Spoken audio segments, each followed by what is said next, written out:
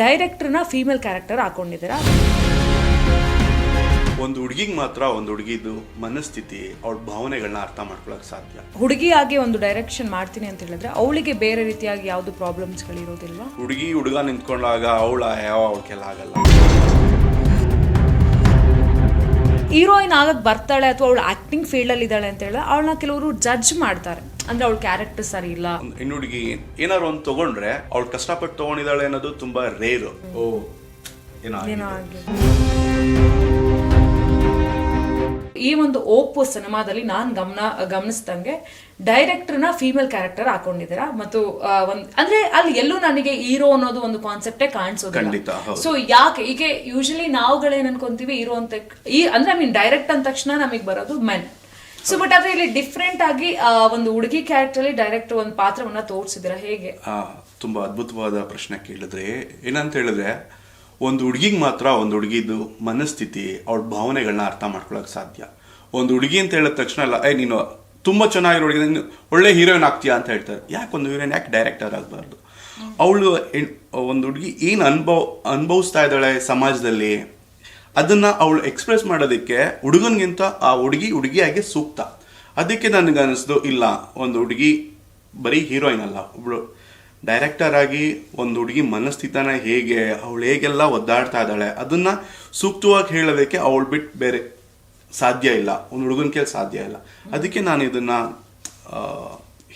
ಡೈರೆಕ್ಷನ್ಗೆ ಹುಡುಗಿ ಕೇಳಿ ಕ್ಯಾರೆಕ್ಟರ್ನ ಲೀಡ್ ಮಾಡಿಸಿದ್ದೆ.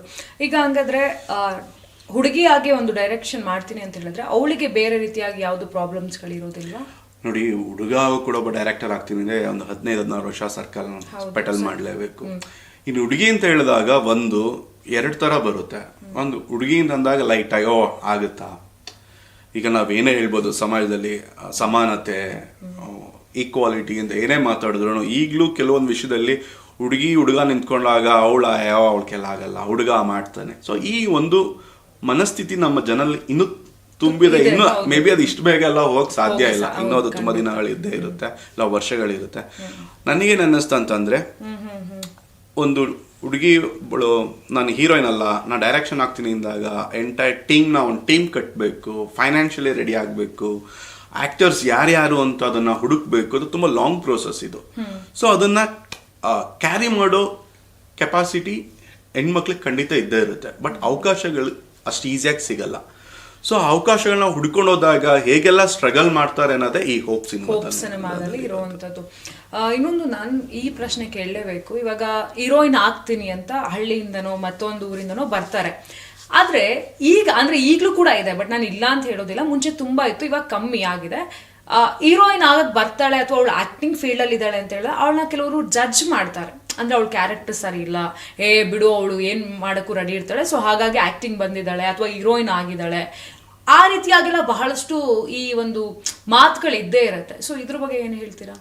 ನೋಡಿ, ಅದಕ್ಕೆ ಕಾರಣ ಇದು ಇವಾಗಿಂದ ಅಲ್ಲ, 1948 ತಗೊಂಡ್ರು ನಿಮ್ಗೆ ಹೀರೋಯಿನ್ ಅಂತ ಹೇಳಿದಾಗ ಕೆಲವು ಸಂಪ್ರದಾಯ ಕುಟುಂಬದವರು ಅದನ್ನ ಒಪ್ಕೋತಾನೆ ಇರಲಿಲ್ಲ. ನನ್ನ ಮಗಳು ಹೀರೋಯಿನ್ ಆದ್ರೆ ಅವ್ರಿಗೆ ಅವ್ರ ಮಗಳನ್ನ ಸ್ಕ್ರೀನಲ್ಲಿ ನೋಡೋಕೆ ಇಷ್ಟ ಇದ್ರು, ಸಮಾಜ ಏನನ್ನತ್ತೋ, ನನ್ನ ಅಕ್ಕಪಕ್ಕದ ಜನ ಏನನ್ನತ್ತೋ ಅನ್ನೋದಿದ್ರು. ಅವಾಗ ಸೋಷಿಯಲ್ ಮೀಡಿಯಾ ತುಂಬಾ ಕಮ್ಮಿ ಇತ್ತು. ಸೊ ಯಾರು ಎಲ್ಲಿ ಏನೇ ಹೋದ್ರು ಬೇಗ ಯಾವ ವಿಷಯಗಳು ಅಷ್ಟು ಬೇಗ ಪಬ್ಲಿಕ್ ಆಗ್ತಿರಲಿಲ್ಲ. ಬಟ್ ಈಗ ಆ ಥರ ಅಲ್ಲ. ಈ ಕ್ರಾಸಿಂದ ಪಕ್ಕ ಕ್ರಾಸ್ಗೆ ಹೋದ್ರು ಅವ್ರು ಏನ್ ಮಾಡ್ತಿದ್ದಾರೆ ಅಂತ ಟಕ್ಕಂತ ಬೇಗ ಸೋಷಿಯಲ್ ಮೀಡಿಯಾದಲ್ಲಿ ವೈರಲ್ ಆಗುತ್ತೆ. ಏನಂತ ಹೇಳಿದ್ರೆ ನಾವು ನೋಡಿ, ಅದೇ ಒಂದು ಹುಡುಗ ಏನೇ ತಗೊಳ್ಳಿ, ಅವ್ನು ಕಷ್ಟಪಟ್ಟು ತಗೊಂಡಿದ್ದಾನೆ, ಅವ್ನು ತುಂಬ ಕಷ್ಟಪಟ್ಟು ಬೆಳೆದಿದ್ದಾನೆ ಅಂತ ಹೇಳ್ತಾರೆ. ಅದೇ ಒಂದು ಹೆಣ್ಮಗು, ಒಂದು ಹೆಣ್ಣು ಹುಡುಗಿ ಒಂದು ಕಾರ್ ಇರಲಿ, ಒಂದು ಮೊಬೈಲ್ ಇರಲಿ, ಏನಾದ್ರು ಒಂದು ತಗೊಂಡ್ರೆ ಅವಳು ಕಷ್ಟಪಟ್ಟು ತಗೊಂಡಿದ್ದಾಳೆ ಅನ್ನೋದು ತುಂಬಾ ರೇರು.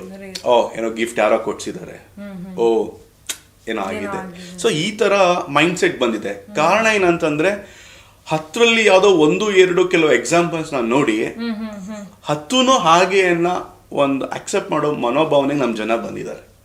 ಹಾಗಾಗಿ ನಿಮ್ ಕ್ವಶನ್ಸ್ಗೆ ಆನ್ಸರ್ ನಿಮ್ಗೆ ಗೊತ್ತಾಗ್ತಂತ ಅನ್ಕೋತೀನಿ. ಸೊ ಆ ತರ ಆಗ್ತಾ ಇದೆ. ಹಂಗಾಗಿ ಈಗ ಹೀರೋಯಿನ್ ಏನೋ ಆಯ್ತು ಅಂತಂದ್ರೆ ಈ ತರ ಆಗಿದೆ, ಹೀಗೆ ಅದಕ್ಕೆ ಏನಾದ್ರೂ ಒಂದು ಇವಾಗ ಅಂದ್ರೆ ಈಗ ರೀಸೆಂಟ್ ಆಗೋ ಕೂಡ ಚೈತ್ರ ವಾಸುದೇವನ್ ಅವರು ಕಾರ್ ತಗೊಂಡಿದ್ರು ಅದು ಅಥವಾ ಬೇರೆ ಬೇರೆ ಹೀರೋಯಿನ್ಸ್ಗಳು ಬಹಳಷ್ಟು ತಗೊಂಡಾಗ್ಲೂ ಕೂಡ ಬಹಳಷ್ಟು ಕೆಟ್ಟ ಕಮೆಂಟ್ಸ್ ಗಳು ಕೂಡ ಬಂದಿದ್ದನ್ನ ನಾನು ಕೂಡ ನೋಡ್ತಾ ಇದ್ದೆ. ಸೊ ಆ ಒಂದು ಕಮೆಂಟ್ಸ್ ಗೆಲ್ಲ ಉತ್ತರವನ್ನ ಕೂಡ ಅವರು ಒಂದು ಬೇರೆ ಇಂಟರ್ವ್ಯೂ ಮಾತಾಡಿದಾಗ್ಲೂ ಕೂಡ ಕೊಟ್ಟಿದ್ರು. ಸೊ ಇದು ಒಂದ್ ರೀತಿಯಾಗಿ ಏನೇ ಮಾಡಿದ್ರು ಏನೇ ಆದ್ರೂ ಈ ಮಾತುಗಳು ಇದ್ದೇ ಇರುತ್ತೆ. ಆ ರೀತಿಯಾಗಿ ಇಲ್ವೇ ಇಲ್ಲ ಅಂದ್ರೆ ಆ ರೀತಿಯಾಗಿ ಗಿಫ್ಟ್ ತಗೊಳ್ಳೋದಾಗಿರ್ಬೋದು ಮತ್ತೊಂದಾಗ್ಲಿ ಅಥವಾ ಎಲ್ಲರೂ ಒಳ್ಳೆಯವ್ರೆ ಅಂತ ಹೇಳಕ್ಕೂ ಕೂಡ ಆಗೋದಿಲ್ಲ. ಬಟ್ ಆದ್ರೆ ಎಲ್ಲರೂ ಒಂದೇ ರೀತಿಯಾಗಿ ಇದ್ದಾರೆ ಅಂತ ಅನ್ಕೊಳ್ಳೋದು ಬಹಳಷ್ಟು ಹತ್ತರಲ್ಲಿ ಒಂದಿದ್ದಾಗ ಎಲ್ಲ ಏನ್ ಮಾಡ್ತಾನೆ ಹತ್ತು ಅದೇ ತರ ಆ ತರ ಒಳ್ಳೇದಕ್ಕಿಂತ ಯಾವಲ್ಲ ಕೆಟ್ಟದೇ ಹೈಲೈಟ್ ಆಗೋದು. That's true. ಇನ್ನು ಈ ಒಂದು ಹೋಪ್ ಸಿನಿಮಾದಲ್ಲಿ ನೀವೇನೋ ಒಂದು ಕಾಂಟ್ರವರ್ಷಿಯಲ್ ಸಬ್ಜೆಕ್ಟ್ ನ ಇಟ್ಕೊಂಡು ನಾನು ಸಿನಿಮಾನ ಮಾಡ್ತಾ ಇದ್ದೀನಿ ಅಂತ ಹೇಳಿದ ತಕ್ಷಣ ಅಥವಾ ನೀವೊಬ್ರೆ ಫಸ್ಟ್ ಸಿನಿಮಾನ ಇಷ್ಟು ಚೆನ್ನಾಗಿ ನೀವು ಮೂಡ್ ಬರೋ ಹಾಗೆ ಮಾಡಿದ್ರಿ. ನಂಗೆ ಸಿನಿಮಾ ನೋಡ್ಬೇಕಾದ್ರೆ ಬಹಳಷ್ಟು ಖುಷಿ ಆಗ್ತಾ ಇತ್ತು. ಅಂದ್ರೆ ಪ್ರತಿಯೊಂದು ಮ್ಯೂಸಿಕ್ ಆಗಿರ್ಬೋದು ಅಥವಾ DOP ಆಗಿರ್ಬೋದು, ಆಕ್ಟಿಂಗ್ ಮಾಡಿಸಿರೋದಾಗಿರ್ಬೋದು ಅಥವಾ ನೀವು ಡೈರೆಕ್ಟ್ ಮಾಡಿರೋದಾಗಿರ್ಬೋದು, ಸೊ ಎಲ್ಲವೂ ಕೂಡ ಒಂದು ಕಂಪ್ಲೀಟ್ ಪ್ಯಾಕೇಜ್ ಇದೆ ಓಪು ಸಿನಿಮಾದಲ್ಲಿ. ಕಷ್ಟ ಆಗ್ಲಿಲ್ವಾ ಅದು? ಇಲ್ಲ, ಪ್ರಾರಂಭದಲ್ಲಿ ತುಂಬಾನೇ ಕಷ್ಟ ಆಗ್ತಾ ಇತ್ತು. ಆಕ್ಚುಲಿ ನನಗೆ ಮಂಡೇ ಟು ಸಾಟರ್ಡೆ ನನ್ನ ಜೀವನಕ್ಕೆ ಅಂತ ಮಾಡ್ತಾ ಇರೋ ಕೆಲಸ ಇದೆ. ಸೊ ನಂಗೆ ಉಳ್ಕೊಳ್ಳೋ ಸಾಟರ್ಡೆ ಒಂದೇನೆ. ಇಲ್ಲ ಅಂತಂದ್ರೆ ನೈಟ್ 11:30 ಇಂದ ನಾನು ಕೂತ್ಕೋತೀನಿ ವರ್ಕ್ಗೆ ಹೇಗೆ ಏನು ಅಂತ. ಹೊಸಬ್ರು ನಿರ್ದೇಶಕ ನಾನು ಡೈರೆಕ್ಷನ್ ಮಾಡ್ತೀನಿ ಸಿನಿಮಾ ಮಾಡ್ತೀನಿ ಅಂದ್ರೆ ಅಷ್ಟು ಈಸಿ ಇಲ್ಲ. ಒಂದು ಆಕ್ಟರ್ಸ್ ಹುಡುಕ್ಬೇಕು, ಬಡ್ಜೆಟ್ ಹುಡುಕ್ಬೇಕು, ಲೊಕೇಶನ್ ಹುಡುಕ್ಬೇಕು. ಅದು ಯಾವುದು ಈಸಿ ಆಗಲ್ಲ. ನೈಟೋ ಯಾವುದು ಕೂಡ ಆಗಲ್ಲ. ಅದಕ್ಕೆ ತುಂಬ ಬ್ಯಾಕ್ ವರ್ಕ್ ಸಿಕ್ಕಾಬಟ್ಟೆ ಇರುತ್ತೆ. ಸೊ ನಾನು ಇದಕ್ಕೆ ನಂಗೆ ಫಸ್ಟ್ ಚಾಲೆಂಜ್ ಆಗಿದ್ದು ಟೀಮ್ ಬೇಗ ಸಿಕ್ತು. ಮ್ಯೂಸಿಕ್ಗೆ ಕಮಲ್ ಆಗಿರ್ಬೋದು, ತುಂಬಾ ಅದ್ಭುತವಾಗಿ ಬ್ಯಾಕ್ ಗ್ರೌಂಡ್ ಸ್ಕೋರ್ ಕೊಟ್ಟಿದ್ದಾರೆ. ಈ ಕಡೆ ನಾನು ಇನ್ನೂ 2-3 ಪ್ರಾಜೆಕ್ಟ್ ಇದೆ, ಎಲ್ಲದಕ್ಕೂ ಒಂದು ಟೀಮ್ ವರ್ಕ್ ನಡೀತಾ ಇದೆ. DOP ಆಗಿ ಹರ್ಷಾನಂದ ಅಂತ ಅದ್ಭುತವಾದ ಸಿನಿಮಾಟೋಗ್ರಫರ್. ಹೌದು, ನಾನು ಕೂಡ ನೋಡ್ತಾ ಇದ್ದೆ. ಯಾಕಂದ್ರೆ ಕೆಲವೊಂದನ್ನ ಕಥೆಯಲ್ಲಿ ಹೇಳಕ್ಕಾಗದನ್ನ ವಿಷನ್ ಅಲ್ಲಿ ಅದ್ಭುತವಾಗಿ ತೆರೆ ಮೇಲೆ ತೋರಿಸ್ಬೋದು. ಹಾಗೆ ಬ್ಯಾಕ್ ಸಪೋರ್ಟ್ ಆಗಿ ಅರ್ಜುನ್ ಕಶ್ಯಪ್ ಅಂತ ಅವರು ಒಂದು ಆಡ್ ಕಂಪ್ನಿ ಏಜೆನ್ಸಿ ಇಟ್ಕೊಂಡಿದ್ದಾರೆ. ಸೊ ಟೆಕ್ನಿಕಲ್ ಟೀಮ್ ನನಗೆ ಅದ್ಭುತವಾಗಿ ಸಿಕ್ತು. ಸೊ ನನಗೆ ಚಾಲೆಂಜ್ ಇದ್ದು ಆಕ್ಟಿಂಗಿಗೆ ಆಕ್ಟರ್ಸ್ ಹುಡ್ಕೋದು ತುಂಬಾ ಚಾಲೆಂಜ್ ಇತ್ತು. ಸೊ ನಾನು ಫಸ್ಟ್ ಹೋಗಿ ಸೋಷಿಯಲ್ ಮೀಡಿಯಾದಲ್ಲಿ ಇನ್ಸ್ಟಾಗ್ರಾಮಲ್ಲಿ ಒಂದು ಒಳ್ಳಷ್ಟು ಪ್ರೊಫೈಲ್ಗಳನ್ನ ನೋಡ್ತಾ ಇದ್ದೆ. ಎಲ್ಲರೂ ಸ್ವಾರ್ಥ ಇರುತ್ತೆ. ತುಂಬಾ ಫಾಲೋವರ್ಸ್ ಇದ್ರೆ ನಮಗ್ ಬಂದ್ರೆ ನನ್ನ ಮೂವಿ ರೀಚ್ ಆಗುತ್ತೆ. ಸೊ ಅದನ್ನ ನೋಡಿದಾಗೆಲ್ಲ ಒಂದಷ್ಟು ಜನ 100 ಜನಕ್ಕೆ ಅಪ್ರೋಚ್ ಮಾಡಿದ್ರೆ ಅದ್ರಲ್ಲಿ ಒಂದು 20 to 30% ರಿಪ್ಲೈ ಬರ್ತಾ ಇತ್ತು. ಅವ್ರ ಹತ್ರ ಕೂತ್ಕೊಂಡು ಇದು ಹೇಳಿದಾಗ ಧೈರ್ಯ ಎಲ್ಲರೂ ತುಂಬಾ ಕಮ್ಮಿ ಮಾಡಿ ತೋರಿಸ್ತಾ ಇದ್ರು. ಈ ಕಂಟೆಂಟ್ಗೆ ನಾ ಇದನ್ನ ಮಾಡಿ ನನ್ನ ಹೇಗೆ ತಗೋತಾರೆ, ನಾಳೆ ದಿನ ನಾನು ಯಾವ್ದೋ ಸಿನಿಮಾದಲ್ಲಿ ಮಾಡ್ಬೇಕು ಅಂದ್ರೆ ಇವಳು ಈ ಕಂಟೆಂಟ್ ಅಲ್ಲಿ ಮಾಡಿದಾಳೆ, ನಾವ್ ಹೇಗೆ ಇವಳನ್ನ ನಮ್ ತಗೊಳ್ಳೋದು, ನಾಳೆ ದಿನ ನನ್ನ ಕೆರಿಯರ್ಗೆ ಪೆಟ್ಟು ಬೀಳುತ್ತೆ ಅಂತ ತುಂಬಾ ಎಲ್ಲರಿಗೂ ಇದ್ರಲ್ಲಿ ಏನೋ ನೆಗೆಟಿವ್ ಶೇಡ್ ಕಾಣಿಸ್ತಾ ಇದೆ ಅಂತ ಎಲ್ಲ ರಿಜೆಕ್ಟ್ ಮಾಡ್ತಾ ಇದ್ರು. ಸೊ ಅವಾಗ ಮತ್ತೆ ನನ್ನ ಟೀಮ್ ಕೂತ್ಕೊಂಡು ಯೋಚನೆ ಮಾಡಿದಾಗ ಅನ್ನಿಸ್ತು, ಬೇಡ, ಕಂಪ್ಲೀಟ್ ಹೊಸ ಮುಖಗಳನ್ನ ತಗೊಂಬರೋಣ. ಒಂದು ಅವ್ರಿಗೆ ಕನ್ವಿನ್ಸ್ ಮಾಡಕ್ ನನಗೆ ಈಸಿ. ಅದನ್ನ ಕತೆ ಹೇಳ್ತೀವಿ. ಬಟ್ ಏನಂತಂದ್ರೆ ಅವ್ರಿಗೂ ಇಲ್ಲ ನಾ ಇದ್ರಲ್ಲಿ ಮಾಡ್ಬೇಕು ಅನ್ನೋ ಖುಷಿ ಇರುತ್ತೆ, ಒಂದು ಕನ್ಸು ಇರುತ್ತೆ. ಸೊ ಹೊಸಬ್ರನ್ನ ತಗೊಳ್ಳೋಣ, ನ್ಯಾಚುರಲ್ ಆಗಿ ಮಾಡೋಣ. ಈಗ ನೀವು ಮೂವಿ ನೋಡ್ಬೋದು ಹೋಪ್ ಅಲ್ಲಿ ಕೆಲವೊಂದು ಮಿಸ್ಟೇಕ್ಗಳಿದೆ ಆಕ್ಟಿಂಗ್ ಅಲ್ಲಿ. ಬಟ್ ನನ್ಗೆ ಬೇಡ, ಎಲ್ಲ ಹೊಸಬ್ರೆ. ಕಥೆಯಲ್ಲೂ ಕೂಡ ಡೈರೆಕ್ಟರ್ ಒಂದು ಹೊಸ ಹುಡುಗಿ, ಕತೆ ಹುಡುಗಿ ಅಂತ ಬಂದಾಗ ಅಲ್ಲಿ ವಂದನಾ ಅಂತ ಹೇಳಿ ಪುತ್ತೂರು ಅಂತ ಅವರು ನನಗೆ ಇನ್ಸ್ಟಾಗ್ರಾಮ್ ಅಲ್ಲಿ ಪರಿಚಯ ಆಗಿತ್ತು. ಸೊ ಅವ್ರಿಗೆ ಸಿನಿಮಾ ಬಗ್ಗೆ ತುಂಬಾ ಪ್ಯಾಷನ್ ಇದೆ. ಆಲ್ರೆಡಿ ಅವರು ದುಬೈಯಲ್ಲೂ ವರ್ಕ್ ಮಾಡ್ತಾ ಇರೋದು. ಅವರು ಈ ಸಿನಿಮಾ 18 minutes ಅಲ್ಲಿ ಅವರು ಒಂದು 4 to 5 minutes ಬರ್ಬೋದು.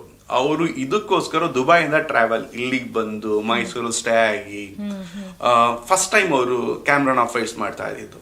ಸೊ ಮಾಡಿದಾಗ ಅವ್ರಿಗೆಲ್ಲ ಆದ್ಮೇಲೆ ಅವ್ರಿಗೆ ಇಲ್ಲ ನಾನು ಚೆನ್ನಾಗಿ ಮಾಡಿಲ್ಲ, ಕತೆ ತುಂಬಾ ಚೆನ್ನಾಗಿದೆ, ನನ್ನಿಂದ ಏನಾದ್ರು ಸಿನಿಮಾಗೆ ಪ್ರಾಬ್ಲಮ್ ಆಗ್ಬೋದು, ಬೇಡ ಬೇಕಾದ್ರೆ ರೀಶೂಟ್ ಮಾಡಿ, ನೀವೆಲ್ಲ ಚಿಕ್ಕ ಚಿಕ್ಕ ಅಮೌಂಟ್ ಇಟ್ ಮಾಡ್ತಾ ಇದ್ದೀರಾ, ಬೇಕಾದ್ರೆ ಅದೇನಿದೆ ನಾನು ಬೇರ್ ಮಾಡ್ತೀನಿ ಅಂತ. ಬಟ್ ಅವಾಗ ನನ್ಗೆ ಅನ್ನಿಸ್ತು, ಈ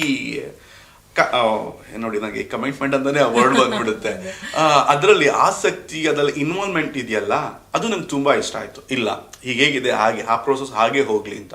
ನೆಕ್ಸ್ಟ್ ಬಂದ್ವಿ ಹೀರೋಯಿನ್ ಬಂದ್ವಿ. ಹೀರೋಯಿನ್ ಆ ಹುಡುಗಿನೂ ಅಷ್ಟೇ, ಇದರಲ್ಲಿ ನಾನು ಹೀರೋಯಿನ್ ಆಗ್ಬೇಕು, ಅವಳಿಗೆ ಸಾಯಿ ಪಲ್ಲವಿ ತರ ಇರ್ಬೇಕು ಅಂತ ತುಂಬಾ ಇಷ್ಟ ಆಯ್ತು. ಸೊ ಅವಾಗ ಹೇಳಿದಾಗ ನಾನು ಓಕೆ ಆಯ್ತು, ನಾನು ಹೇಳಿದೆ ಇದ್ರಲ್ಲಿ ಪಾಸಿಟಿವ್ ನೆಗೆಟಿವ್ ಎರಡೂ ಹೇಳಿದೆ. ನೋಡಮ್ಮ ಪಾಸಿಟಿವ್, ಸೊ ತುಂಬಾ ಅದ್ಭುತವಾಗಿ ಮಾಡಿದೆ. ಇಲ್ಲಿ ನೀನ್ ಹೀರೋಯಿನ್, ನೀನ್ ಆ ಹುಡುಗಿ ನೇಮ್ ಬಂದು ಅಂಜಲಿ ಅಂತ, ನೀನ್ ಬರೀ ಅಂಜಲಿ ಆಗಲ್ಲ. ಸೊ ಸೊ ತುಂಬಾ ಜನ ನಿನ್ನಲ್ಲಿ ಅಂಜಲಿನ ನೋಡ್ತಾರೆ. ಸೊ ಎಲ್ಲ ನೀನ್ ರೆಪ್ರೆಸೆಂಟ್ ಮಾಡ್ತೀಯಾ. ಪಾಸಿಟಿವ್ ಅಂದ್ರೆ ಆ ಥರ ಒಂದು ನೆಗೆಟಿವ್ ಅಂದ್ರೆ ನಾಳೆ ದಿನ ನಿನಗೆ ಸಿನಿಮಾ ಅವಕಾಶ ಸಿಗದೆ ಇರ್ಬೋದು.